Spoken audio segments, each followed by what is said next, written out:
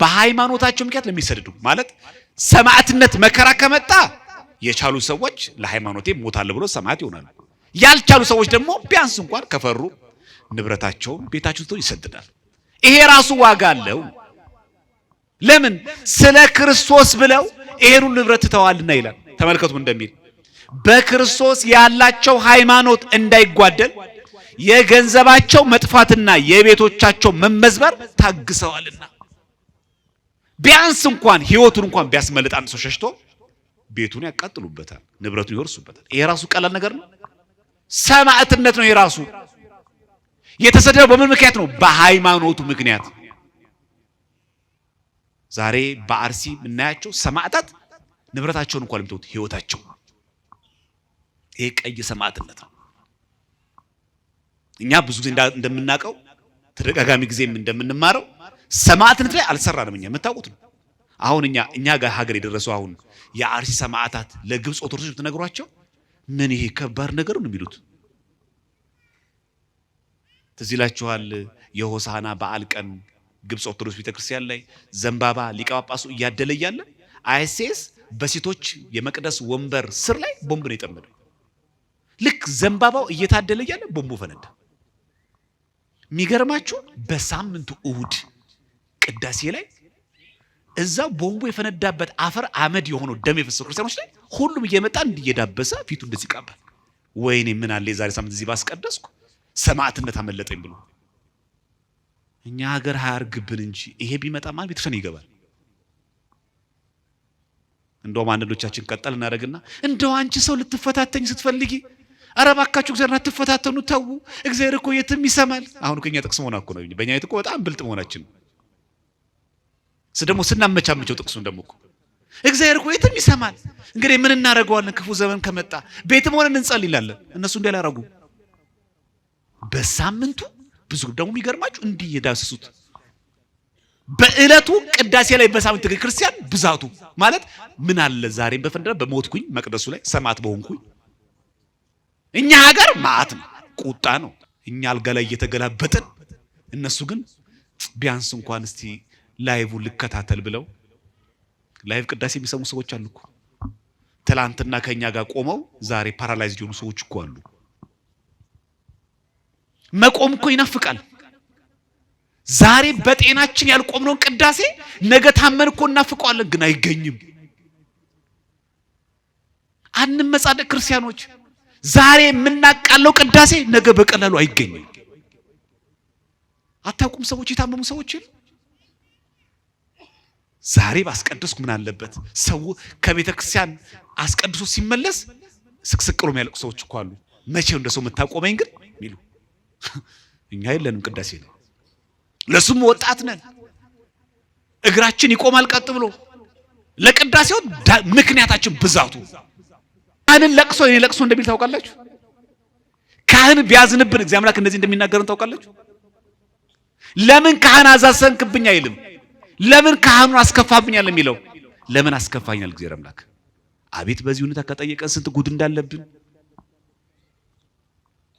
ለምን ካህናትን ነካህብኝ አይልም። ለምን ታሳድደኛለህ ነው የሚለው። ለምን ታስከፋኛለህ ይላል እግዚአብሔር አምላክ። እኔ አንተ መቼ አስከፋው ብትለው ካህናቶቼን ይላል። እኛ ማንን? ለርስቱ የተለየን ወገን። አቹ ለርስቱ የተለየን ወገን የተመረጠ ህዝብ ከሆነን ይሄንን ትምህርት በደንብ ማወቅ አለብን። ይሄንን ካልተገነዘብን ከባድ ነው። ዲድስቅልያ ላይ ምዕራፍ 33 ቁጥር 75 ላይ አባቶቻችሁን አክብሩ ይላል። እዛው ዲድስቅልያ ላይ ምዕራፍ 33 ላይ ቁጥር 180 ላይ ድጋሚ አባቶቻችሁን አክብሩ ይላል። አቹ ከክብር ጋር እንናገረው። ልብ በሉ። የማይሳሳት ፍጹም የሆነ አባት የለንም። ይህን ልታውቁ ይገባል። ካህንም ሆነ ዲያቆንም ሆነ ሊቀ ጳጳስም ሆነ ሰው ናቸው፣ ሊስቱ ይችላሉ፣ ስጋ ለባሽ ናቸው። ነገር አንደኛ ቆሮንቶስ ምዕራፍ 5 ቁጥር 5 ላይ መንፈሱ በጌታ በኢየሱስ ቀን ትድን ዘንድ እንደዚህ ያለው ለስጋው ጥፋት ለሰይጣን እንዲሰጥ ፍርዴ ነው አለ። ማለት አውግዤዋለሁ እያልኩ እኔ ካወገዝኩት ማለት ነው። ጳውሎስ ስልጣነ ክህነት አለው። ፓትርያርክ እኮ ነው ጳውሎስ። ጳጳስ እኮ ነው ጳውሎስ። እንዲህ አይነቱን ሰው ለሰይጣን እንዲሰጥ ፍርዴ ነው። አስባችሁታል? በአርአያ ሥላሴ ተፈጠረን ሰው ክርስቲያን የሆነን ሰው የሃይማኖት ሕጸጽ ነቅ ከተገኘበት ሲወገዝ ከቤተክርስቲያን አንድነት ይለያል። ሲለየ ምንድነው የሚሆነው? መናፍቅ። ሲለይ ምን ይሆናል? ከእግዚአብሔር ይለያል። ከእግዚአብሔር ሲለይ ደግሞ የሰይጣን ነው የሚሆነው። መሃል ላይ የሚባል ነገር የለም። የእግዚአብሔርም ነው የሰይጣንም ነው የሚባል ነገር የለም። ከእግዚአብሔር ከተለየ የሰይጣን ነው። እንደውም ይላል በአንደኛ ጢሞቴዎስ 1:20 ላይ ከነዚያም ይላል እንዳይሳደቡ ይማሩ ዘንድ ለሰይጣን አሳልፌ የሰጠኋቸው ሄሜኔዎስና እስክንድሮስ ናቸው ይላል። ለማን አሳልፌ የሰጠኋቸው? ለሰይጣን። ምን ማለቱ ነው? ከቤተ ክርስቲያን አንድነት ለይቻቸዋለሁ። ማንን? ሁለቱን ሄሜኔዎስና እስክንድሮስን ከቤተ ክርስቲያን ለይቻቸዋለሁ ማለት ከእግዚአብሔር እቅፍ ወጥተዋል። ክርስቶስ ራስ ከሆነላት ቤተ ክርስቲያን ብልት አካል የነበሩት ተለይተዋል። ከክርስቶስ የተለየ ደግሞ ሙት ነው፣ የዲያብሎስ ነው። ካህን ስልጣን አይታችኋል? ምን አክል ጵጵስና ስልጣን እንዳለው እስቲ አስባችሁታል? አንድ ጓደኛችሁ ቢጣላችሁ ከቤተ ክርስቲያን አንድነት እናንተ መለየት ይችላል? ይችላል? አይችልም። ሰው ቢያኮርፋችሁ፣ ቢገላምጣችሁ፣ ቢሰድባችሁ፣ ምን ቢላችሁ የጥፋታችሁም ያለ ጥፋታችሁ ከቤተ ክርስቲያን አንድነት መለየት አይችልም።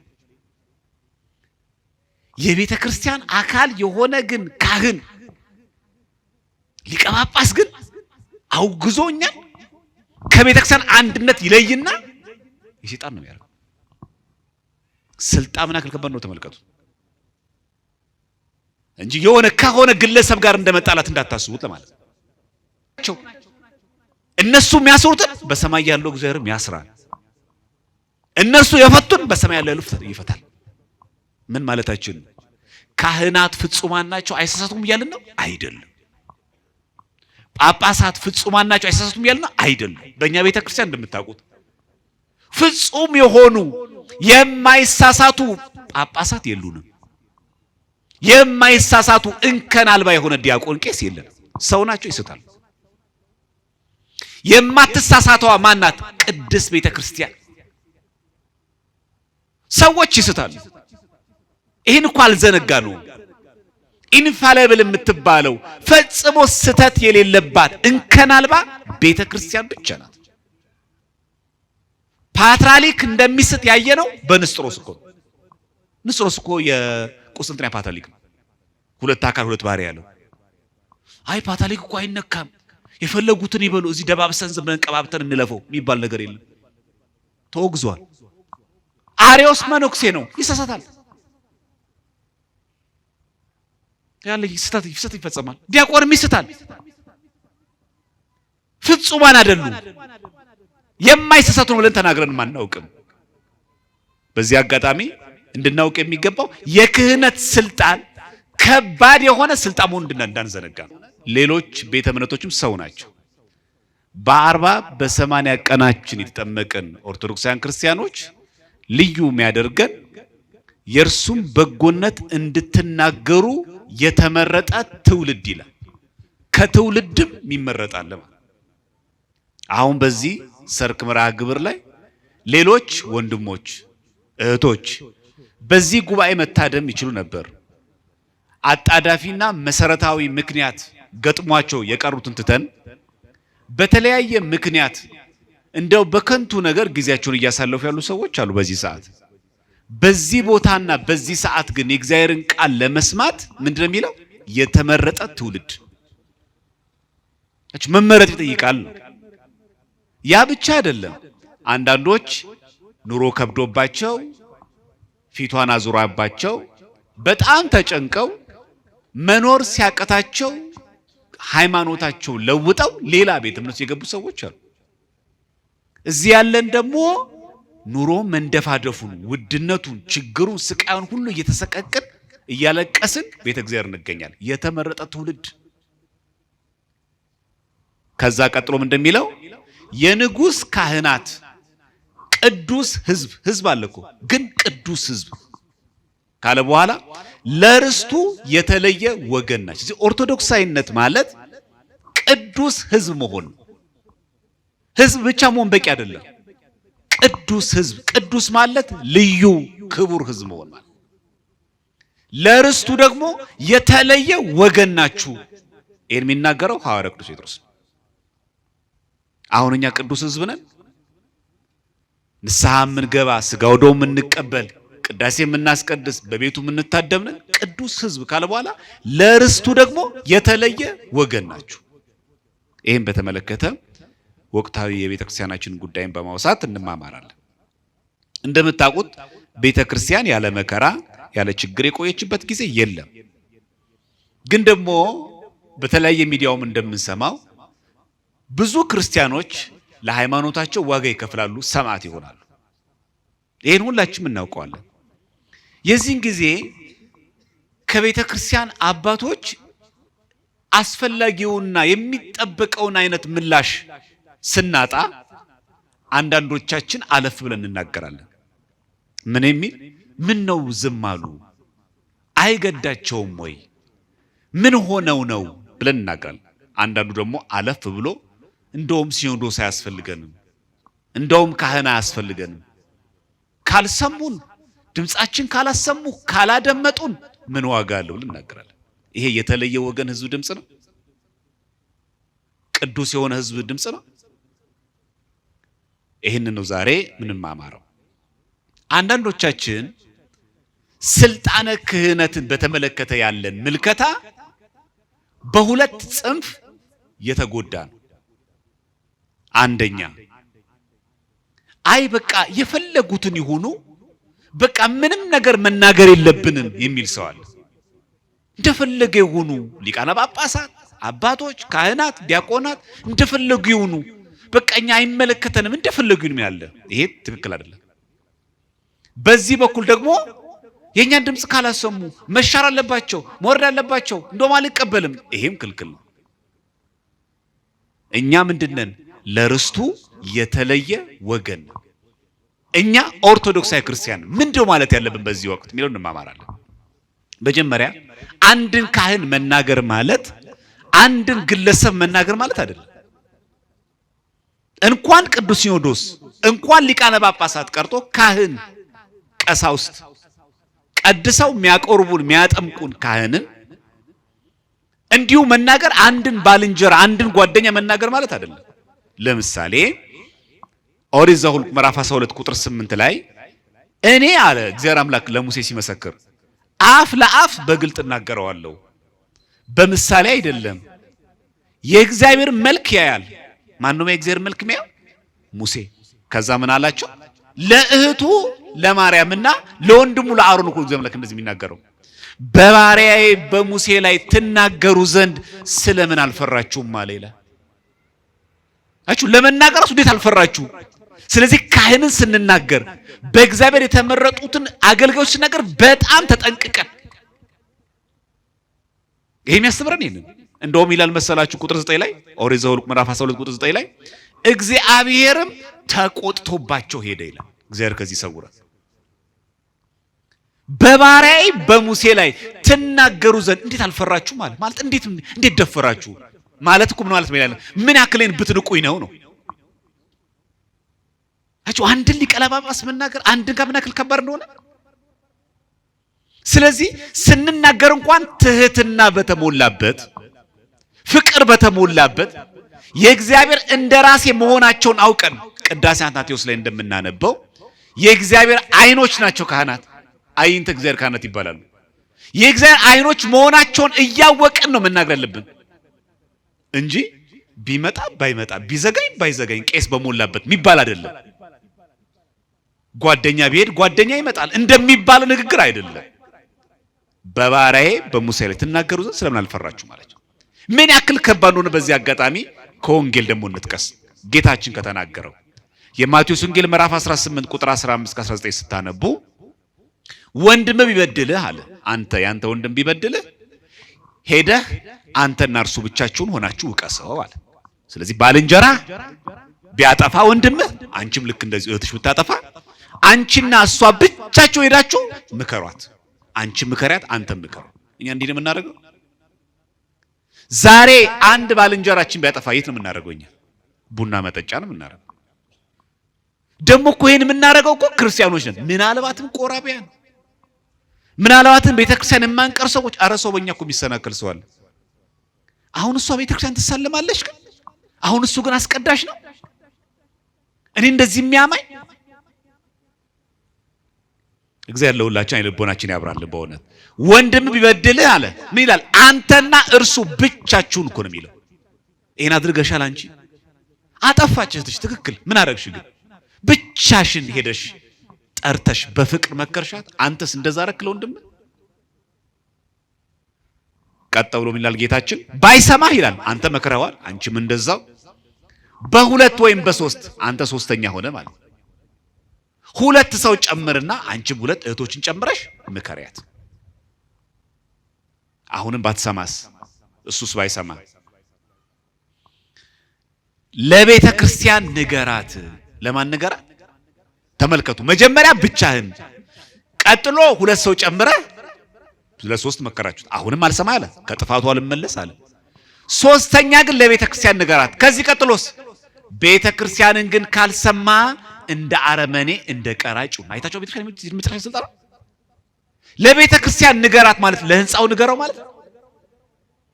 ለጉባኤ ንገር፣ ለካህናት ጉባኤ ንገር። አይታችሁ የካህናት ስልጣን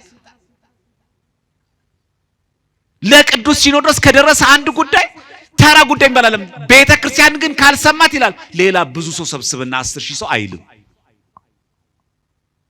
ይሄ እንድናስተውል እግዚአብሔር አምላክ ሁላችንም ይርዳን። የታቸው በክል ክህነት ከባድ እንደሆነ ለወንድም ነገርከው፣ አንተን አልሰማም ማለት አረመኔ ነው፣ ጨካኝ ነው፣ አረማይ ነው ማለት አይደለም። ለሶስት ሆናችሁ መከራችሁት አልሰማም ማለት ባይሰማም አረመኔ ነው፣ ጨካኝ ነው ማለት አይደለም። ነገር ግን ለቤተ ክርስቲያን ከነገርናት በኋላ ቤተ ክርስቲያን ግን ካልሰማት አይቹ የመጨረሻ አውቶሪቲ ነው። ዘአልቲሜት ፓወር የምትባለው የመጨረሻዋ ስልጣን ቤተ ክርስቲያን። ቤተ ክርስቲያን እስካልሰማ ላንተ እንደ አረመኔ እንደ እኛ አልጋ ላይ እየተገላበጥን እነሱ ግን ቢያንስ እንኳን እስቲ ላይቭ ልከታተል ብለው ላይቭ ቅዳሴ የሚሰሙ ሰዎች አሉ እኮ። ትላንትና ከኛ ጋር ቆመው ዛሬ ፓራላይዝድ የሆኑ ሰዎች እኮ አሉ። መቆም እኮ ይናፍቃል። ዛሬ በጤናችን ያልቆምነውን ቅዳሴ ነገ ታመን እኮ እናፍቀዋለን፣ ግን አይገኝም። አንመጻደቅ ክርስቲያኖች። ዛሬ የምናቃለው ቅዳሴ ነገ በቀላሉ አይገኝም። አታውቁም ሰዎች የታመሙ ሰዎች ዛሬ ባስቀድስኩ ምን አለበት? ሰው ከቤተ ክርስቲያን አስቀድሶ ሲመለስ ስቅስቅሎ የሚያለቅሱ ሰዎች እኮ አሉ። መቼው እንደሰው የምታቆመኝ ግን ሚሉ እኛ የለንም ቅዳሴ ላይ። ለሱም ወጣት ነን፣ እግራችን ይቆማል ቀጥ ብሎ። ለቅዳሴው ምክንያታችን ብዛቱ በዚህ ሁሉ መከራ ውስጥ ያሳልፋል።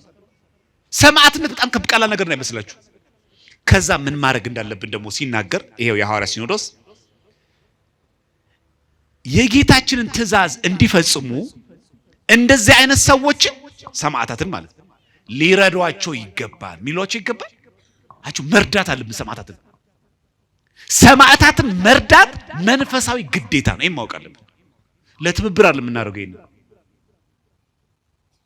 በትክክለኛው መዋቅር በትክክለኛው እገዛ የአርሲ ሰማዕታትን እርዱ ብንባል አይናችን መቋቋት ግዴታ ነው። በነገራችን ላይ የሐዋርያ ሲኖዶስ ላይ ነው ይቃል ይርዷቸው ይልና ያበረታቷቸው ይላል። የሐዋርያ ሲኖዶስ 6ኛው ማለት ነው ቁጥር 42 ተመልከቱ። ፈጽሞ የተከለከለ ነው አለመርዳት።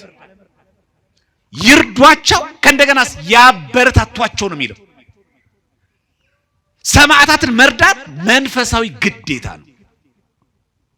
ለትብብር የምናደርገው አይደለም። ለኔ ቢጤ እንደምንመጸውተው አይደለም። አበርቷቸው፣ ጎበዞች በርቱ፣ ለክርስቶስ ሙሽራ ይሆናችሁ። ለብሔራቸው እኮ አይደለም፣ ለስልጣን እኮ አይደለም፣ ለሹመት እኮ አይደለም፣ ክርስቶስን በማመናቸው ምክንያት። ግን ለምንድን ነው ሲኖዶስ ያስፈልጋል?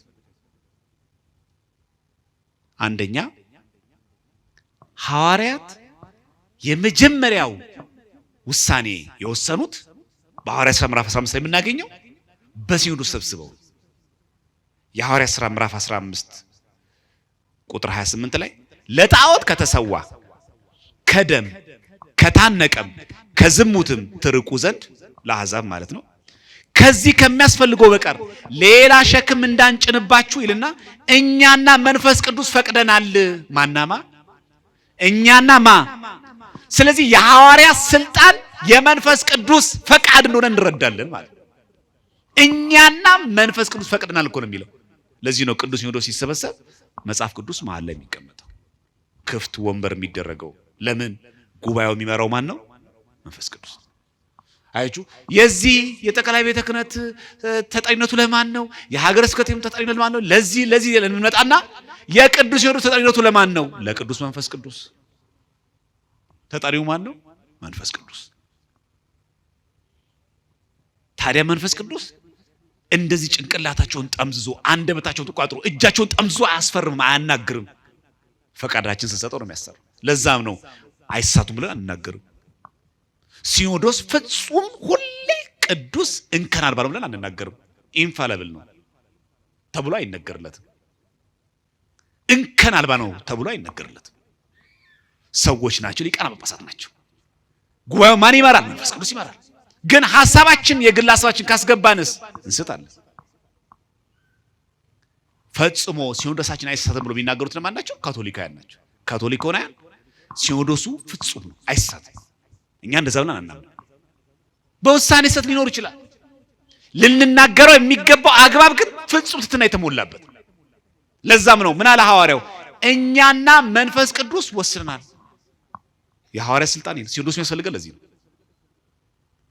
የተለያየች ቤተክርስቲያን ተለያይታ ነው የምትቀረው እንዴ? የኒቅያ ጉባኤ ተሰብስቦ 318 ሊቃውንት አይደል? ሊቃነ ጳጳሳት በሌሉበት ምን አይነት አርዮስንም ተወግዘው 318ቱ ሰለስቱ ምዕት ብለን እንጠራቸው ምንድን ናቸው? ያለ ሲኖዶስ አይቻልማ። ሲኖዶስ እኮ የለም ማለት ጳጳስ የለም ማለት ቄስ የለም ማለት ምን ማለት ነው? ቄስን የሚሾሙ ማን ነው? ቀሳውስትን ጳጳስ አይደል? ሊቃነ ጳጳሳት የሉም ማለት ካህናት የሉም ማለት ነው። ካህናት የሉም ማለት ቅዳሴ የለም ማለት ነው። ቅዳሴ የለም ማለት ስጋው ደሙ የለም ማለት ነው። ስጋው ደሙ የለም ማለት ሕይወት የለም ማለት ነው። እንደዛ እኮ ማለት ነው። የፈለገ አንድ ዲያቆን ቢማር ቅስና ለመቀበል ይፈልግ ማን ነው ቅስና የሚሰጠው? ሊቀ ጳጳስ ነው። በእጅ ብልጫ ይቻላል? አሁን እኛ እዚህ የምንወደው ጥሩ ቀዳሽ ዲያቆን ብናቆም እስቲ እጃችሁን አውጡና ቄሲውን የምትሉ ይባላል? በእጅ ብልጫ አይደለም። አሁን እስቲ ይሄ ቄስ ቢሆን ማትቃወሙ ሰዎች የሚባል አይደለማ። በሲመት ነው የሚሾሙት። ሐዋርያዊ ስልጣን ባላቸው ሊቃነ ጳጳሳት ይሾማሉ። እዚህ ሊቀ ጳጳሳት ቅዱስ ሲኖዶስ ማለት የነዚህ ሁሉ ካህናት ሿሚ ነው። ካህናትስ አሉ ምን ማለት ነው? አጥባቂ ናቸው አይደል? የሚያጠምቅ ማን ነው? ካህን ነው አይደል? ዲያቆን ማጥመቅ አይችልም። ልጆቻችን ባሮ ስባና ቀስናት ማን ነው የሚያጠምቀው? ክርስትናም የለም፣ ሰርግም የለም። በቁርባንም እናግባ በተክሊል እናገባ በማን ነው የሚፈጸሙ? በካህን። ፍትሐትም የለም። ፍትሐት የሚያደርገው ማን ነው? ካህን። አይታችኋል? ክርስትናም የለም፣ ሰርግም የለም፣ ፍትሐትም የለም።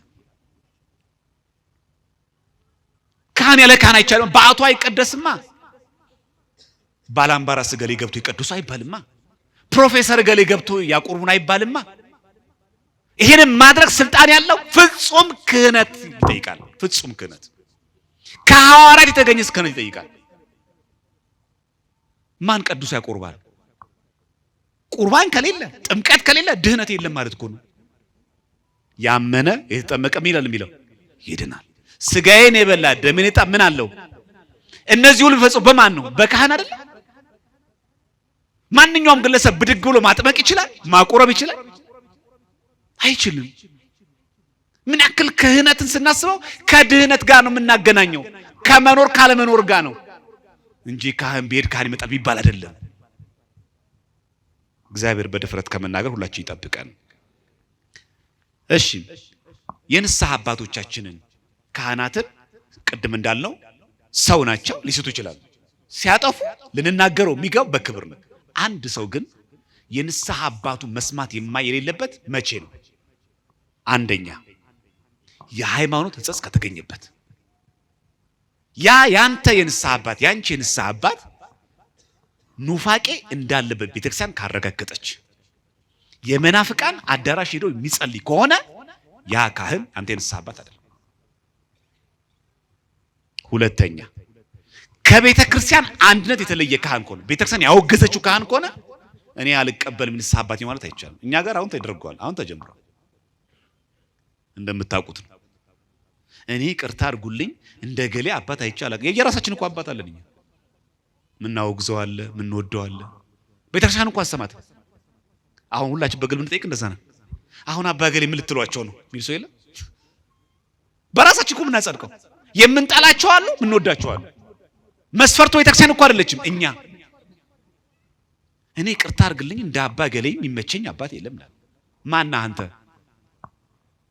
እንድጠላ ማን ስልጣን ሰጠህ? ቤተክርስቲያንስ የለየችውን እንድትወድ ማን አንተ ፈቀደልህ? ክልክል እኮ ነው። ስለዚህ ቤተክርስቲያን ያወገዘችውን ካህን የንስሐ አባት ነው ማለት አይቻልም። ሶስተኛ ክህነቱን ያፈረሰ ካህን የኛ የንስሐ አባት መሆን አይችልም።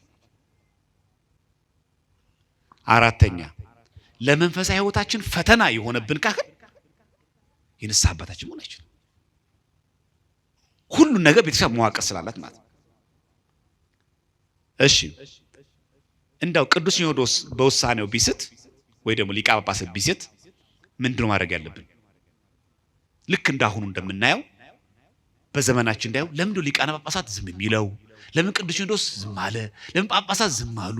ይሄ ሁሉ ሰው እየሞተ እየተገደለ ምንድነው ማድረግ ያለብን በዚህ ወቅት? አንደኛ ይህንን ጉዳይ ከቅዱሳት መጻሕፍት ከአበው ትምህርት አንጻር ተመልክቶ በመጀመሪያ ክርስቲያን ማድረግ ያለበት በጸሎት መትጋት ነው። እኔ ያደረገ ሰው አለ? በቃ ለዚህ መፍትሄው ሱባኤ መግባት ነው። ለዚህ መፍትሄው መጸለይ ነው የሚል። እኛ ጸሎይ እንኳን ለምንም እኛ የምናደርገው ፕሮፋይልን ቀረብ ከዛ ስድብ ነው የምንቀይረው። ስንት አፋችን የከፈትነው ነገር እኮ አለ ክርስቲያኖች። ክልክል እኮ ነው። የመጀመሪያው እንደዚህ አይነት ፈተና ሲገጥመን ማድረግ የሚገባ ምንድነው? ፍጹም የሆነ ጸሎት፣ ስግደት። አንደኛው መፍትሄ ይሄ ነው። ክብረ ክህነትን ክብረ ቅዱስ ሲኖዶስን አክብረን መጸለይ። እስቲ እንዲህ ብላችሁ ታውቃላችሁ? እንደው በጣም ፈተና በሚበዛበት ጊዜ እንጸልይ ግድ የለም የሚል ሰው አለ? ምህላ እናድርስ እስቲ። እንዲደረግ ነበር ድሮ። ዝናቡ ሲጠፋ ምህላ ሲደርስ ዝናብ ይዘንብ ነበር። እንዲህ ብለን እናስባለን።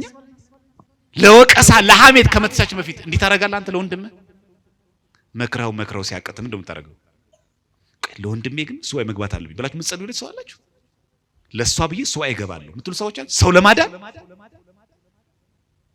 ሰው እኮ ክቡር ነው። ለባልንጀራችን እንደዚህ ካደረግን ለአባቶቻችንማ ከዚያም በላይ እንዴት አድርጋችሁ ነው የአባታችሁን በደል የምትሸፍኑት? እንዴት ነው የምታደርጉት አባቶቻችሁን በደል?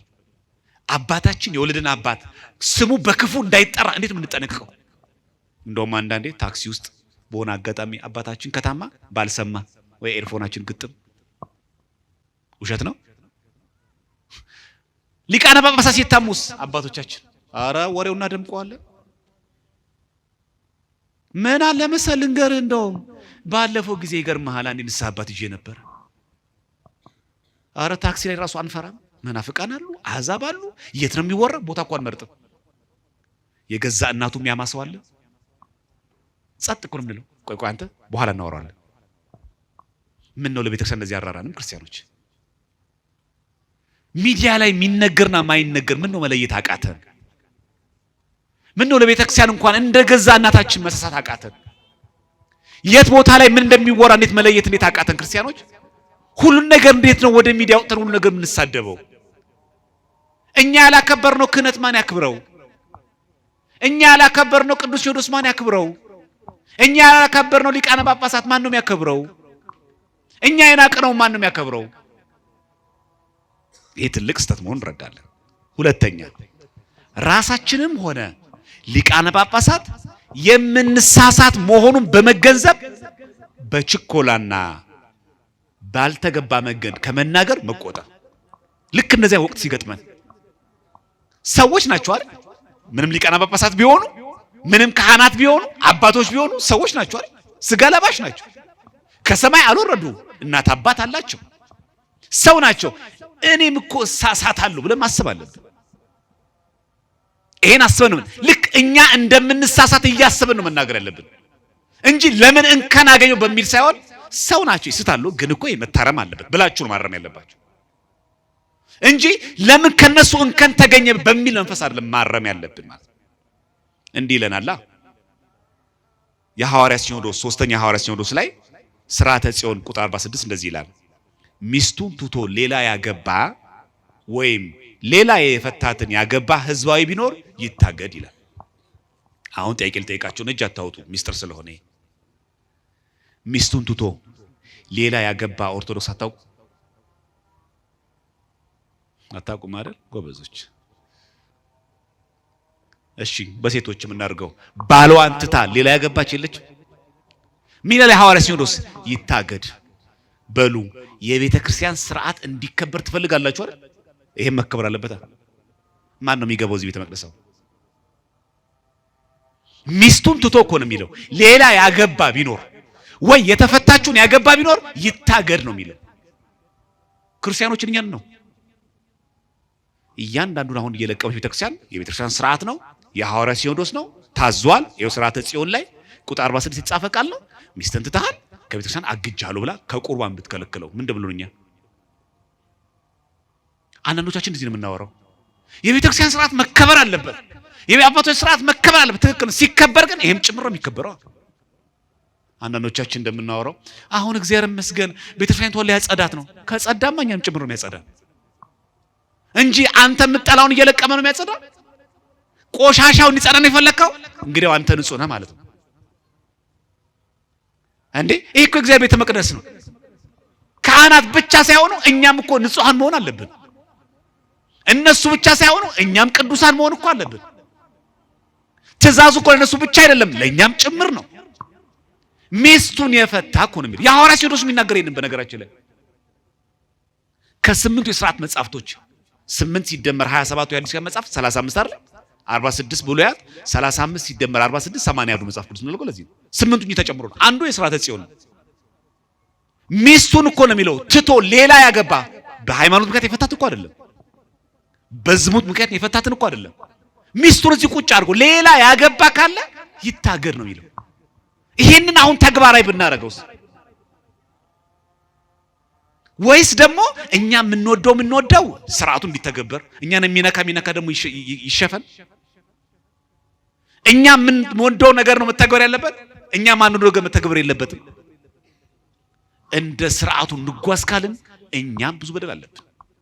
ልጨምር አንድ ኤጲስቆጶስን በአመፃ የተሳደበ ሹም ቢኖር ይላል ባለስልጣን ቢኖር ይሻር ነው የሚለው። ስንት ሰው ነው የሚሳደበው አሁን? ጳጳስን የተሳደበ ሰው ቢኖር ይሻር ይላል። የሕዝብን ገዢ በክፉ ነገር አትማ ይላልና ይላል። ይሄን የሚናገረው ደግሞ ሶስተኛው የሐዋርያ ሲኖዶስ ሥርዓተ ጽዮን ቁጥር 51 ላይ ያለ ምን ያለ? ኤጲስቆጶስን ጳጳስን በአመፃ የተሳደበ ምን ያመጣል? እንደውም ያለ ሰው ይሻር። አሁን እቺ ተጎረ ይባል እጃችሁ ላይ ታውጣላችሁ። አሁን ልጠይቃችሁ ኤጲስቆጶስን በአመፃ የተሳደበ ሰው ቢኖር ይሻር ይላል። ይሄ ተግባር የተሳደበን ሰዎች የለንም። እሺ አንድ ነው በጣም የሚከብድ ደግሞ ልንገራችሁ። ሶስተኛው የሐዋርያ ሲኖዶስ ሥርዓተ ጽዮን ቁጥር 52 ላይ ቄስንና ዲያቆንን የተሳደበ ቢኖር ይታገድ። ማንን አይበሉት ባንተገብሮ ምን በለው ግድ የለም አይዟችሁ፣ ለተገበሩ መተግበሩ እናየዋለን። ቄስና ዲያቆን በሉ። ድምጻችሁ ጠፋች እዚች ላይ እና ቄስና ዲያቆን በሉ። ቄስና ዲያቆን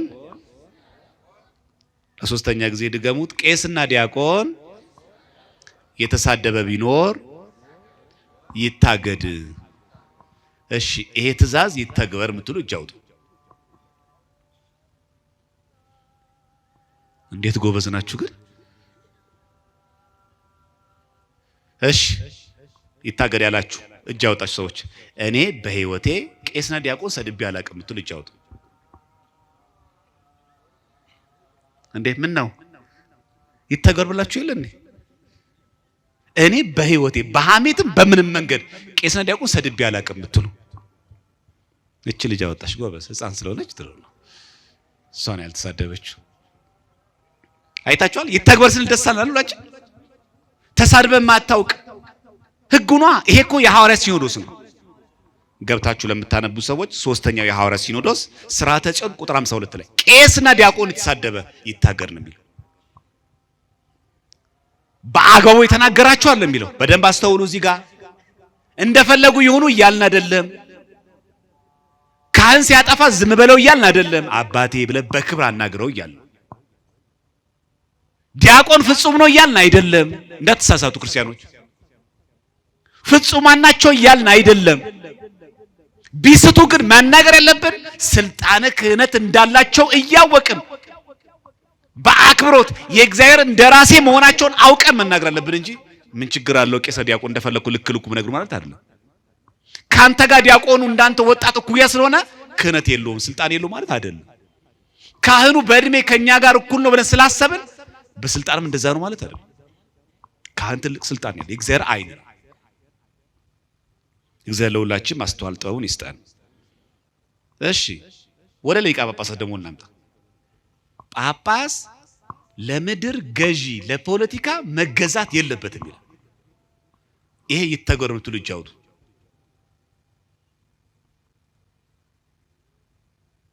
ምን ነው ፈርታችሁ ነው? አንድ ሊቀ ጳጳስ ካህንም ጭምር ነው የሚናገረው። ይሄንን ለየትኛውም አይነት ከቤተክርስቲያን ስርዓት ውጭ በሆነ መንገድ በምንም አይነት መንገድ ቤተክርስቲያንን ትቶ ፖለቲካ ውስጥ መግባት የለበትም። የሐዋርያት ሲኖዶስ ይሄን ያዛል። ለምድር ባለስልጣን ማሸርገድ የለበትም። ሕግ ያከብራል። አስፈላጊ ከሆነ ስለ ሰላም፣ ስለ ሀገር ጸጥታ፣ ስለ ሀገር ግንባታ ከመንግስት ጋር ይናገራል። ቤተክርስቲያን ስርዓት ይፈቅዳል። ችግር የለበትም። ግን የፓርቲ አባል ሆኖ የአንድ ነገር ደጋፊ መሆን ግን አይችልም። ይሄን ያዙት ሐዋርያት ናቸው። የቱ ጋር ካላችሁ ሰባተኛው የሐዋርያት ሲኖዶስ የቀለሜንጦስ ቀኖና ለዛው የሚገርማችሁ የቀለሜንጦስ ቀኖና 76 ላይ ካህንም እንደዚሁ ለገዢ ለዚህ ዓለም ገዢ መገዛት የለባቸውም ይላል። ምን ማለት ነው? ማለት ሕግ አያከብሩም እያለ አይደለም። ሕገ መንግስቱን ይሽራሉ ማለት አይደለም። ባለንደራናቸው ተገዢነታቸው ለማን ነው? ለቤተክርስቲያን ስርዓት። ጥፋት ሲጠፋ ፍርድ ሲጓደል ይናገራሉ። አያሸረግዱም፣ አያስመስሉ፣ እውነት ይቆማሉ ማለት። ይሄን የሚናገሩ ለካህናት ደግሞ የሐዋርያት ሲኖዶስ የቀለሜንጦስ ቀኖና 78 ላይ ይሄ በደንብ ማወቅ አለብን። ስለዚህ ከዚህ የምንረዳው ነገር የቤተ ክርስቲያንን አባቶች በመናከብርበት ጊዜ ጥፋትም ባጠፉ ጊዜ ልንናገረው የሚገባው አገባብ ትህትና በተሞላበት ስልጣነ ክህነት እንዳላቸው አውቀን ተገንዝበን መናገር አለብን። ቀላል ነገር እንዳይመስላችሁ። ሰማዕትነት ክብር ነው። ቅድም እንዳልኳችሁ እኛ ስላለመድ ነው፣ ግን እጅግ በጣም ከባድ ነው። ይሄንን ዝም ሲሉ ሊያመን ይችላል፣ ሊጎረብጠን ይችላል። ግን ስንናገር ካህን አያስፈልገንም አንልም። ከእንዲህ ሲኖዶስ አያስፈልገንም አይደል የምንለው። ካህን ያስፈልገናል፣ ሲኖዶስ ያስፈልገናል። ትክክል። ግን ምን እንደምናደርገው በአግባቡ ነው የምንጠይቀው። ከሲኖዶስ መዋቅር ውጭ የሆነች ካህናት የሌሉባት ቤተክርስቲያን አይደለች። ቅዱስ ሲኖዶስ እኮ አያስፈልግም ማለት እኮ ቤተክርስቲያን አያስፈልግም እንደማለት ነው። እነሱ ያልሾሙት ካህንና ዲያቆን እንዴት ገብቶ ሊያገለግለን ይችላል? ጥምቀት የለም እያልን እኮ ነው። ቁርባን የለም እያልን ነው። ፍትሐት የለም እያልን ነው። ክርስትና የለም እያልን ነው። ተክሊል የለም እያልን ነው። ጉባኤ የለም እያልን ነው። ንስሐ የለም እያልን ነው። ማን ነው ቀኖና የሚሰጠን? ማን ነው እግዚአብሔር ይፍታህ የሚለን? በዚህ አጋጣሚ በነገራችን ላይ የተሐድሶን አፍቃሪ የሚያደርጉት ምንድነው ታውቃላችሁ? የገዛ ካህናትን እንድንጠላ ያደርጋል። ይሄ አንዱ የተሐድሶን አፍቃሪ ሴራ። ገጥሟችሁ ከሆነ አላውቅም። በጣም ተማራችሁ በሰሞኑ ጉዳይ ወይ ከጎረቤት ወይ በተለያየ ማህበራዊ ጉዳይ ስትናገሩ አንዳንድ መናፍቃን ከጎናቸው ነው አይ እኔም እኮ ራሱ ከቤተክርስቲያን የወጣሁት እኮ እንደዚህ ጉድ ነው የሚሉ ሰዎች አልገጠሟችሁ? ይሄ ምክንያት ነው። አባ ገሌ እንዲሰው ነው አንተ ክርም የምትበጠሰው ለምሳችሁ ልባችሁ ሊሸረሽሩት እኮ ነው። በዚህ ምክንያት ስራ የሚሰሩ ሰዎች አሉ። የህንድ ኦርቶዶክስ እንደዛ ነው ያደረጓት። በነገራችን ላይ መጀመሪያ ከሰንበት ትምህርት ቤት ከካህናት ዲያቆናትን፣ መዘምራንን፣ ዲያቆናትን ካህናትን አሰለጠኑ። ህንድ ኦርቶዶክስ እንደኛ ነበር ነገራችን። ማላንካራ ኦርቶዶክስ ውጭ አሰለጠኗቸው። ቅዳሴው ማጠር አለበት አሏቸው። 3 ሰዓት የሚፈጀው ቅዳሴ ወደ 45 ደቂቃ ዝቅ አለ፣ ረዘመ ብለው። ከዛ ካህናቶቹን እናንተ እኮ አባቶችን ትላላችሁ፣ ምን አባት አለ? አይታችኋል? አባትን በማናነቅ ነው የሚጀምሩ ኑፋቄ። ልብ በሉ። አሁን ማስተካከላችሁ ደንብ ስሙ። አባት አያጠፋም እያልን አይደለም። በቃ የሚያረጉትን ሁሉ እሺ በጎ ለስም ተቀበሉ እያልን አይደለም። ሲያጠፉ ግን ምንናገርበት አግባብ ግን ለቤተ ክርስቲያን እየሳሳን እየራራን አባትነታቸውን ሳንክድ ነው መናገር ያለብን ነው። እንደሚያስፈልጉን እያመንን ያለነሱ ጥምቀት ያለነሱ ቁርባን ስርዓት ቤተ ክርስቲያን እንደማይፈጽም እያመንን በፍቅር ነው እያለቀስን ልንመክራቸው የሚገባው። ይልናቅ ይገባል። አጣጣሉባቸው። ከዛ ውስጥ ለውስጥ ለካ ጨርሰውታል ህዝቡ። ዲያቆናቶቹ ካህናት ውስጥ ለውስጥ ገብተው ሰውን ቀይረውታል። ቅዳሴ ላይ ሰው አለ፣ ግማሹ ወናፍቅ ነው። ከዛ መጨረሻ ላይ ቅዱስ ሲኖዶሱ ነቃ። ሲነቃ ምዕመኑ ተከፍሎ በዚህ በኩል ያለው ህዝቡ የኛ ናት፣ በዚህ በኩል የኛ ናት። እናንተ ማን ናችሁ? ኦርቶዶክስ ነን። እናንተስ? ኦርቶዶክስ ነን። አይታችሁ ላይ ታድሱ ወናፍቅ። አሁን ነገራችሁ የተደረገ ታሪክ ነው። የዛሬ 60 ዓመት ታሪክ ነው ነገራችሁ። ግማሽ በግማሽ ተከፈሉ። ወደ ፍርድ ቤት ሄዱ። እንደምታውቁት ህንድ አብዛኞቹ ባለስልጣናት ጣዖትን ስለሚያመልኩ ሃይማኖት ስለሌላቸው ሲያይ ማን ናችሁ እናንተ? ኦርቶዶክስ። እናንተስ? ኦርቶዶክስ። ይሄ ቤተክርስቲያን ማን ነው? የኛ ነው። እናንተስ? የኛ ነው። ሻማውን ቆጥሮ ለሁለት፣ ቤተክርስቲያኑን ቆጥሮ ለሁለት፣ ገዳማትን ቆጥሮ ለሁለት፣ ባንክ ቤት ያላትን ገንዘብ ቆጥሮ ለሁለት ከፈለው። እናንተ ይሄን ቤተክርስቲያን ውሰዱ ታድሶቹ፣ እናንተ ይሄን ቤተክርስቲያን ውሰዱ ኦርቶዶክሶቹ። እግዚአብሔር ከዚህ ሰውረን በእውነት ለሁለት። በጣም ደግሞ የሚገርመው እድል ሆኖ ከተማ ያሉት አድባራት ተሐድሶች ወሰዱት። ልክ አሁን ህንድን ስታዩት የማርቶማ ቸርች የምትባለው የቶማስ ቤተክርስቲያን የወሰዱት ተሐድሶቹ ናቸው። ጉልላቱን እንዳለ ትተውት ስዕሉና ታቦቱን አወጡትና እንዳለ ቸርች አድርገው መጨፈር ጀመሩ። አቸው ተሐድሶ ማለት መናፍቅ ማለት እኛን ክር ያስፈጠሰ ፕሮቴስታንት የሚያደርግ ማለት ሳይሆን አሁን ያለው ከነ ህንጻው መውረስ ነው። እግዚአብሔር ይጠብቀን ከዚህ። አይነህ እያየ ይሄንን ደብር ፕሮቴስታንት አዳራሽ ማድረግ የሚጀምረው ካህናትን ከመናቅ አባቶችን ከመናቅ አታካብደው አሳጥረው ምን አባት ትላለህ? እኛ እኮ እንሾምላችኋለን፣ እኛ እኮ እንመርጥላችኋለን። ቄሳር ላይ ተምሮ ይደረጋል፣ ምን ችግር አለው? ዲያቆና ላይ ይሾማል፣ ምን ችግር አለው? ቀላል እኮ ነው። የአንግሊካን ቸርችን ተጫወቱባት። ከዛ ገጠር ያለው ገዳማቶቹ ለማን ደረሰ? ገዳም አይፈልጉም እነሱ ሲጀመር። ማን ወሰዱት? ኦርቶዶክሳውያን። ምን አረጉ? የህንድ እናቶች ቤተክርስቲያን ተዘግታ አይናችን እንደዚህ ትመልከት በሉ ያለን አማራጭ ሩዝ ሳይበሉ አያድሩ። ልክኛው እንጀራ ሳንበላ እንደማናድረው የህንድ እናቶች ሩዝ ሳይበሉ አያድሩ። አንዳንድ ፍኝ ሩዝ እያስቀመጡ እሷን እሁድ ቀን ይመጡና ፊት ለፊት እዚህ ቤተክርስቲያን በሩ ውጪ ላይ ይሸጣሉ። ሸጣው የተዘግቷል ቤተክርስቲያኑ። ዲያቆን የለማ። ቄሶች በምን ደሞዝ ይስሩ? ዲያቆና በምን ደሞዝ ያገልግሉ? እሱ ሩዝ ሸጣው ቄስ ቀጠሩ። በጣም ይገርማችኋል። እሱን ሩዝ ሸጣው ዲያቆን ቀጠሩ። ከዛ ምን አደረጉ? ህፃን ልጆቻቸውን አንተ ስታድግ ቄስ ነው የምትሆነው፣ አንተ ሰብ ዲያቆን ትሆናለህ። የተዘጋውን ቤተክርስቲያን አስከፈቱ። ገዳማቶቻቸውን አጠናከሩ። በዛ ጊዜ እንኳን በአንድ ጊዜ በህንድ እናቶች ሩዝ ሸጠው 2.5 ሚሊዮን ኦርቶዶክስ ሆኑ። አሁን የሚገርማችሁ ስንት መንፈሳዊ ጎልኝነት ታውቃላችሁ? እኛ እኮ ያለው ቅዱስ ጳውሎስና ቅዱስ ሥላሴ ህንድ ኦርቶዶክስ ላይ እኚህ ህንድ እናቶች ባጠናከሩት መንገድ 250 መንፈሳዊ ኮሌጅ አለ። እስኪ ለእነዚህ እናቶች እግዚአብሔር ይጠብቅልን ብላችሁ ታጫውጨውላቸው። በእውነት ነው። አሁን እኛ ከነዚህ ምን እንማራለን? አያችሁ እናቶች አቅም እንዳላችሁ ልጆች አንተ ስታድግ ዲያቆን የምትሆን አንተ ካህን መሆን አለብህ። ተወሰዳ፣ ከፈሉባቸው። መጫወቻ ነው የሚያደርጉብን። የሚጀምረው ከየት ነው? አባትን ከመናቅ። እንዳትሳሳቱ ክርስቲያን፣ ለቤተክርስቲያን የተቆረቆረ እንዳይመስለው ማንም ሰው። ቅዱስ ሲኖዶስ አያስፈልግም፣ አባት አያስፈልግም ሲናገር የተቆረቆረ እንዳይመስላችሁ፣ ለቤተክርስቲያን ያሰበ እንዳይመስላችሁ። አያስፈልግም አለ ማለት ያለበት ድምጻቸው ማሰማት አለባቸው። በዚህ መንገድ ማድረግ አለብን። እንሂድ ሀገረ ስብከት፣ እንሂድ ጠቅላይ ቤተ ክህነት፣ እንደራጅ። እንዴ በዚህ በኩል እንደራጅ እያልክ በዚህ በኩል መዋቅር እያፈረስን እንዴ እንሰብሰብ አንድ ነው እያልን አንድ የሆነ ሲኖዶስ እያፈረስን አንድ የሆነ ጠቅላይ ቤተ ክህነት እያፈረስን እንዴት ይሆናል? እንገንባም እናፍርስም እንዴት አብሮ ይሄዳል?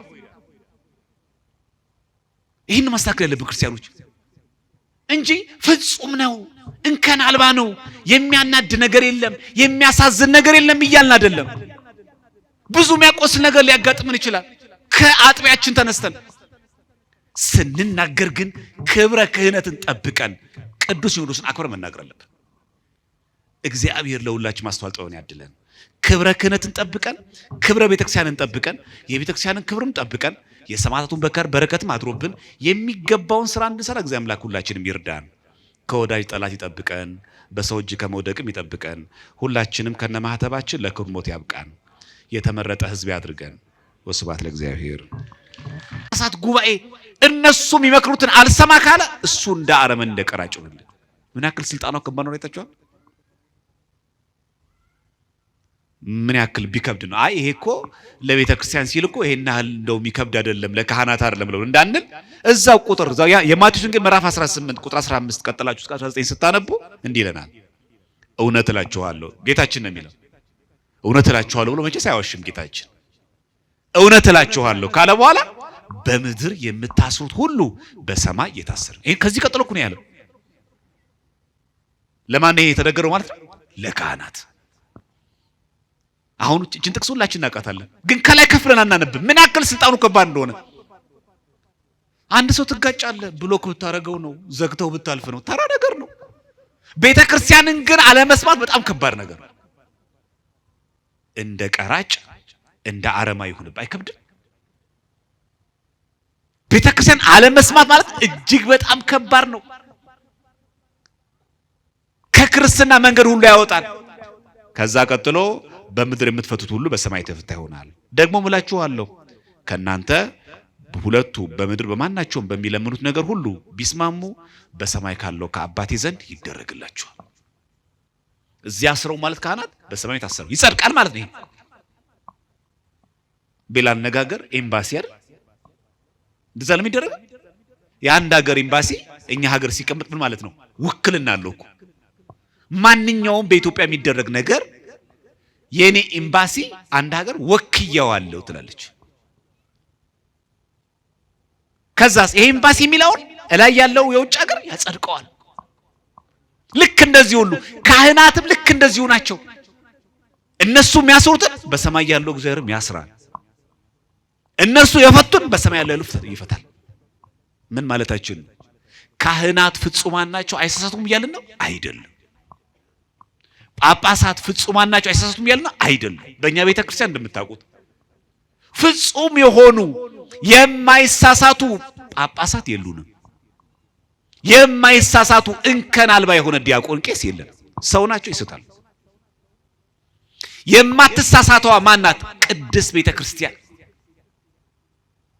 ሰዎች ይስታሉ።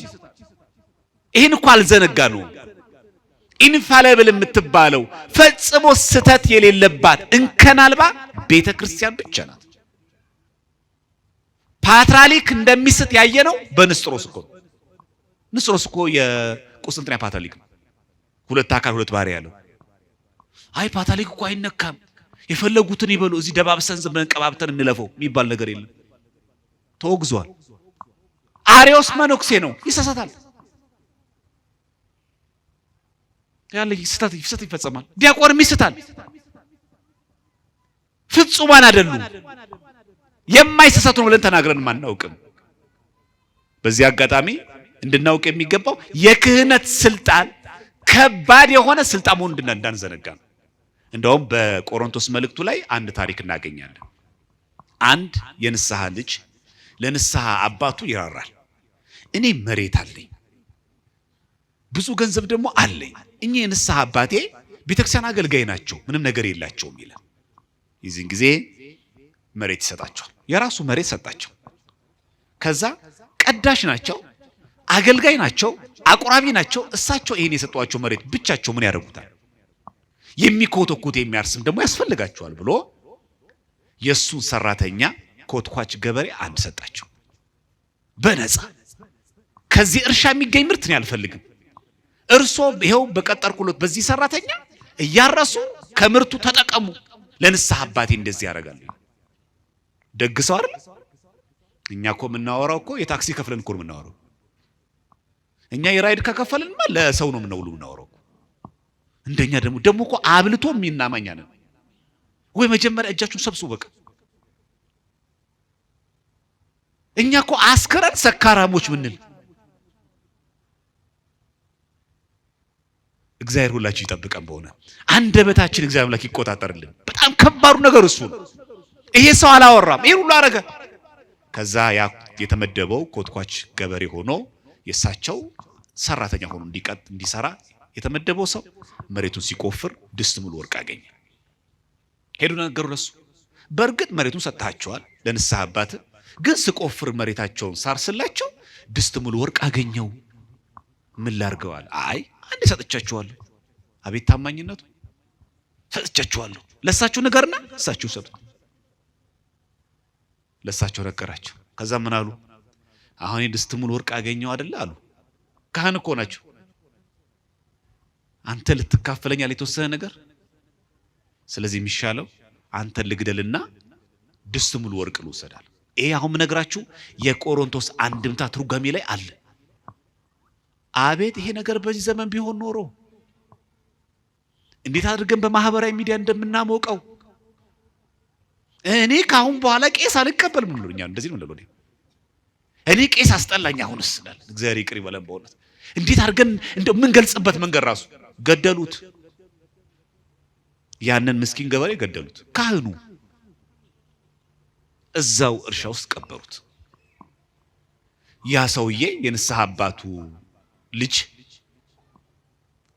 ያንን ሰው ይጠብቃል፣ አያዩ ይጠብቃል። የት ጠፍቶ ነው አለ። ምክንያቱም እርሻው መሬቱ አጠገቡ ነው ያለው። ቢጠብቅ መኮትኮትቷል፣ የለም። ሲያጣራ ለካ ገለውታል። ምን አለ? ከእንግዲህ ቤተክርስቲያንም አልሄድም፣ እርሶም የንስሐ አባቴ አይደሉም፣ አልቆርብም አለ። ትክክል ነው አይደለም? ነው አይደል? አይታችኋል? ምን ያክል ከባድ ነው። እሺ ጥያቄ ልጠይቃችሁ ለእናንተ። አርግብና አምጣውና እንደ አይነት ፈተና ቢገጥማችሁ ምን ታደርጋላችሁ? እስቲ አሁን እጅ ታወጣላችሁ። እኔ እንደዚህ ነው የንስሐ አባቴ የንስሐ አባትነታቸውን አክብሬ ይቀጣሉ ምትሉ እጅ አውጡ። አትዋሹ። አንድም የለም ከወንዶች እሺ ከሴቶች እንዲህም ቢሆን የንስሐ አባቴ ቢያጋጥመኝ አያርግብኝ እኔ ንስሐ አባት አድርጌ ይቀጣሉ ምትሉ። አረ እንኳንም በዚህ ዘመን አልሆኑ ከባድ ነበር ማለት ነው። የእግዚአብሔር መልአክ ታየው። ተመልከቱ ትርጓሜውን። የእግዚአብሔር መልአክ ታየውና ለምን ማትሄዳሉ? መሬት ሰጥቼ ሰራተኛ ሰጥቼ ጭራሽ ካህን ሆነው ገድለው ገብቶ ቤተክርስቲያን ደግሞ ያገለግላሉ ማለት። የካህኑን በደል የሚቆጣጠር እግዚአብሔር ነው። ግባና አስቀድሳለሁ፣ ግባና ስጋው ደግሞ ተቀበላለሁ የሚናገረው እግዚአብሔር መልአክ ነው። የሚፈርደው ማን ነው? እግዚአብሔር። ትክክል ነህ እኮ አላለው። ሂድና ግባና አስቀድስ። የንስሐ አባት እንኳን እንዳትቀይራለሁ፣ ያዘው፣ ቀጥል። አንተ ላይ የሚሰጡን ቀኖና፣ ስግደት፣ ጾም ሁሉ አይከለክለው። አንተ ቀጥል፣ ፍርዱን ነው የሚሰጠው። ከዛ ያ ሰው ከሩቅ እያያቸው ተገልጦለት ቅዱስ ሆኖ በቃ ያ ሰው ሳያቸው ልክ ቤተክርስቲያን ሲገቡ ብርሃን ለብሰው ያያቸዋል። የማን ጸጋ? እግዚአብሔር ጸጋ። አለቀ። ለገደሉት ሞት፣ ላጠፉት ነፍስ ማን ይጠይቃቸዋል? እግዚአብሔር ይጠይቃቸዋል። አይታችሁ ስልጣነ ክህነት ምን ያክል ከባድ ነው። የእግዚአብሔር መልአክ መጥቶ በህልም ነው የተናገረው። ተነስ ሂድና አስቀድስ። እሳቸውን ይዛ የንስሐ አባት ሆነ ቁረብ። ለምን ታቋርጣለህ? እንዲህ እኮ አድርገው እንዲበድለው እሳቸው አይቻልም። ለበደሉት በደል እግዚአብሔር ይፈርዳል። እንዴት የሚፈርደው እሱ ነው የሚያውቀው። አያችሁ በዚህ ዘመን አናክል ከባድ ነው። አሁን ይሄን የምነግራችሁ እንደው ተረት ተረት ምሳሌ እኮ አይደለም። የሐዲስ ኪዳን ትርጓሜ ላይ ያለ ነው። እንኳንም በእኛ ዘመን አልሆነ። አሁን እንደዚህ ተጨባጭ መረጃ ብናገኝ እኮ እንዴት በማህበራዊ ሚዲያ እንደምናሾሩ አስቡት። እንደው ምን ካነንስ ክፉ ዘመን ደረስን። እንደው ምን አይነት ክፉ ዘመን ደረስን። እንደው መዓት እኮ ነው የመጣብን። አረ ዘንድሮ እኮ ቄስ የለም። ይሄው አለ እኮ። እኛ እኮ ችግሩን ታውቃላችሁ፣ ስላልተማርን ብዙ ነገር ስለማናውቅ ሁሉ ነገር አሁን የመጣ ነው ይመስላል። ስለማንማር እኮ ነው ሁሉ ነገር አሁን የመጣ። ሁሉ ነገር በቃ ሰማዕትነት አሁን የመጣ ነው ይመስላል። አላየንም በሰማዕታት ዘመን እየተገደሉ ክርስቲያኖች? ሰማዕትነት አሁን በእኛ ዘመን የመጣ ነው አይደለም እኮ። ብዙ ዋጋ እኮ ያስከፍላል። ስልጣነ ክህነት ምን ያክል ከባድ ነው ተመልከቱ። ካህን ቅዱስ ሲኖዶስ አውግዞ ከለየ አንድ ሰው ከቤተ ክርስቲያን ማህበር ይለያል። ከቤተ ክርስቲያን ተለየ ማለት የማን ነው የሚሆነው? የሰይጣን። ይሄን ጳውሎስ አድርጎታል እንዲህ የሚል አንደኛ ቆሮንቶስ ምዕራፍ 5 ቁጥር 5 ላይ መንፈሱ በጌታ በኢየሱስ ቀን ትድን ዘንድ እንደዚህ ያለው ለስጋው ጥፋት ለሰይጣን እንዲሰጥ ፍርዴ ነው አለ። ማለት አውግዤዋለሁ እያለ እኔ ካወገዝኩት ማለት ነው። ጳውሎስ ስልጣነ ክህነት አለው።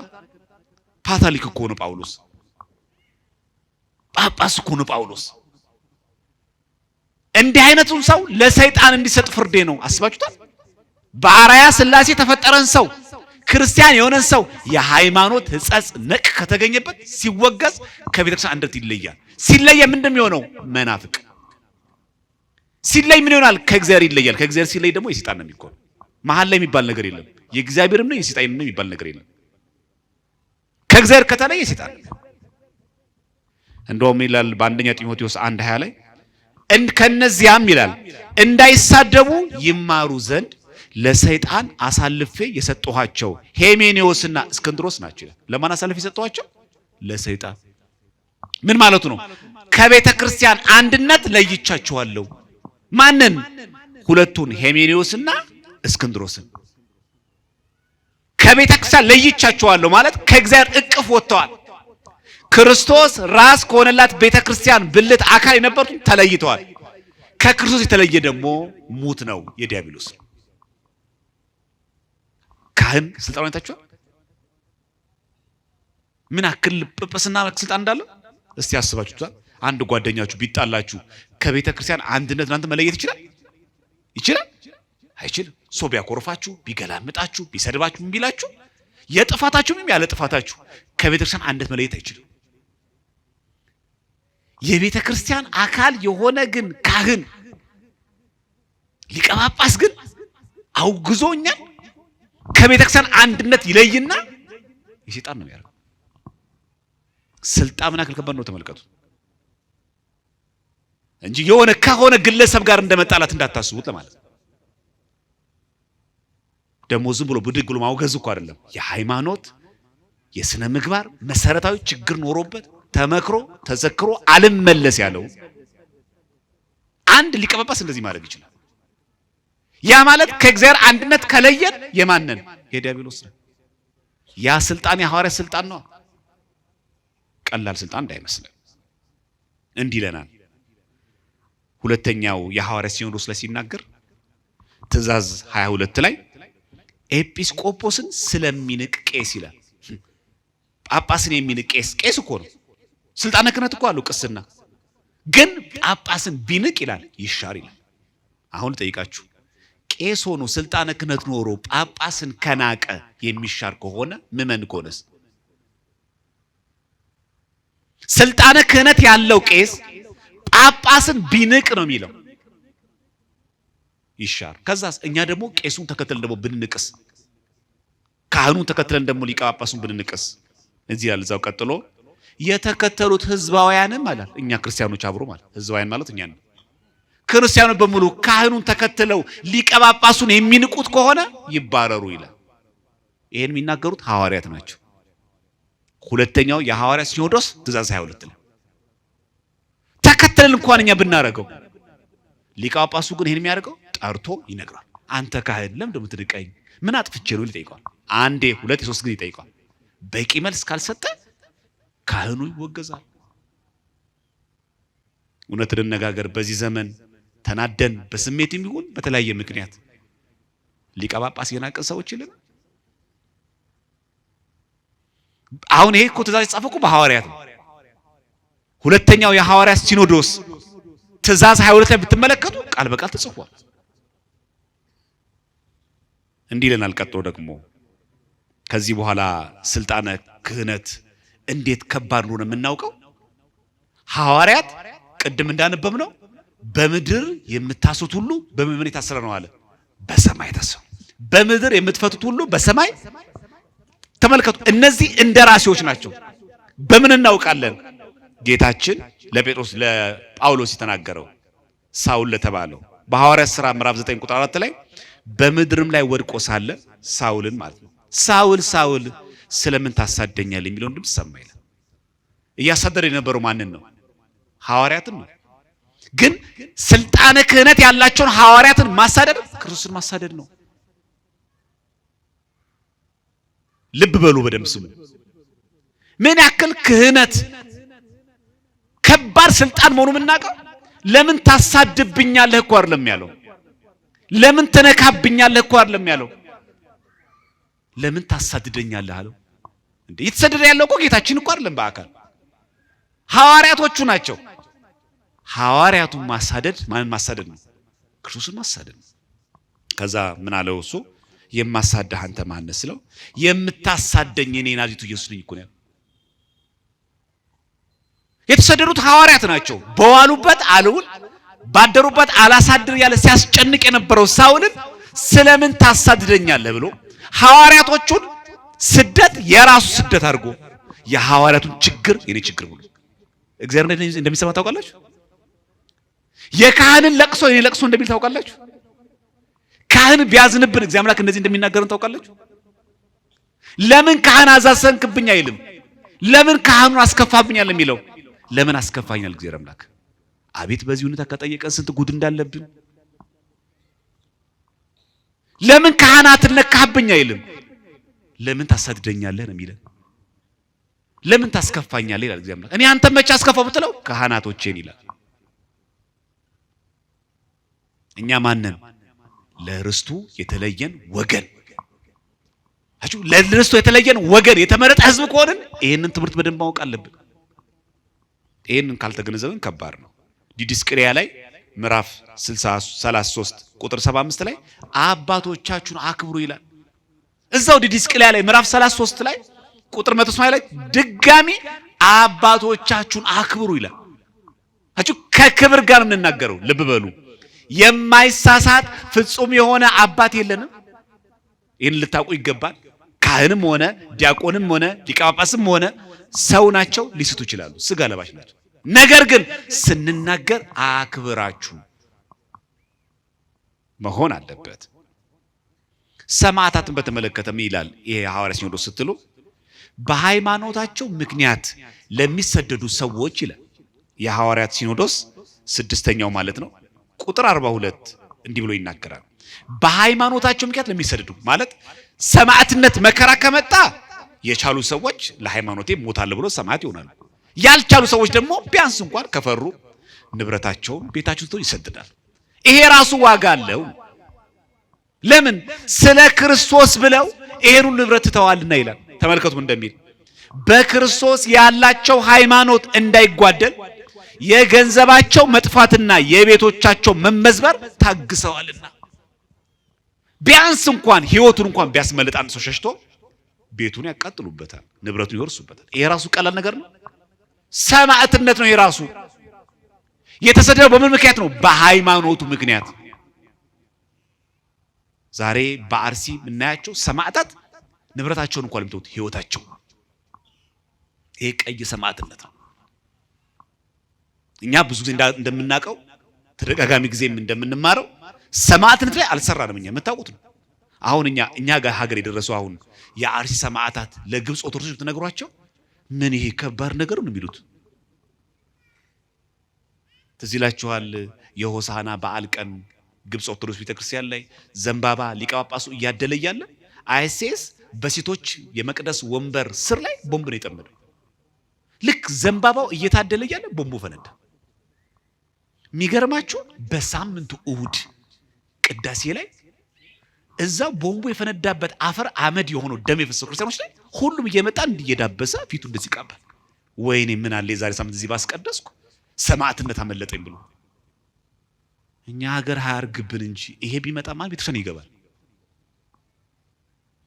እንደውም አንዶቻችን ቀጠል እናደርግና እንደው አንቺ ሰው ልትፈታተኝ ስትፈልጊ ኧረ እባካችሁ እግዚአብሔርን አትፈታተኑ ተው፣ እግዚአብሔር እኮ የትም ይሰማል። አሁን እኮ እኛ ጥቅስ መሆን እኮ ነው። በእኛ ቤት እኮ በጣም ብልጥ መሆናችን ነው። ደግሞ ስናመቻመቸው ጥቅሱን ደግሞ እኮ እግዚአብሔር እኮ የትም ይሰማል። እንግዲህ ምን እናደርገዋለን? ክፉ ዘመን ከመጣ ቤትም ሆነን እንጸልይላለን። እነሱ እንዲያላረጉ በሳምንቱ ብዙ ደግሞ የሚገርማችሁ እንዲህ የዳሰሱት በእለቱ ቅዳሴ ላይ በሳምንት ክርስቲያን ብዛቱ ማለት ምን አለ ዛሬም በፈንደረ በሞትኩኝ መቅደሱ ላይ ሰማዕት በሆንኩኝ። እኛ ሀገር ማዕት ነው፣ ቁጣ ነው። እንደው አታይሞ እግዚአብሔር እያልን ማለት ነው። ሰማዕትነትን አልለመድ ነው። ግን ሰምታችኋል? ቅዳሴ ላይ በእንተ ቅድሳት ዲያቆኑ እንደሚለው እግዚአብሔር የሰማዕትነትን ስራ ይሰጠን ዘንድ አይደለም ይላል። ቅዱሳን ስለሆኑ ሰማዕታት ማለትና ይላል። ሰማዕትነት እኮ ስራ ነው፣ ቤተክርስቲያን ነው። ይሄ እኮ ሰማዕትነት ነው።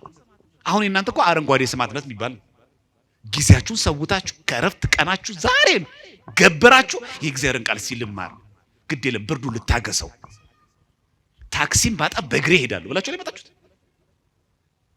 አረንጓዴ ሰማዕትነት። ነጭ ሰማዕትነት ደግሞ አለ።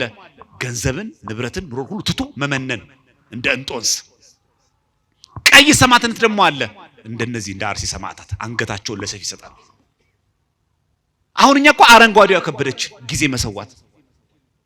አሁን እጅ አውጡ ብንባል ዛሬ እሑድ ቅዳሴ ያስቀደስን ሰዎች ነን። ምን ታመን ነው? ቸግሮን ነው? ስንት እኮ አሉ እኮ ያልጋ ቁራኛ ይሆኑ። ምን አለ መቼ ነው ግን እግዚአብሔር አምላክ አንተ ፈውሰኝ፣ አንቺ ቅድስት ኪዳነ ምሕረት አቁመሽኝ እንደ ሰው ማስቀደሰው የሚሉ እኮ ሰዎች እኮ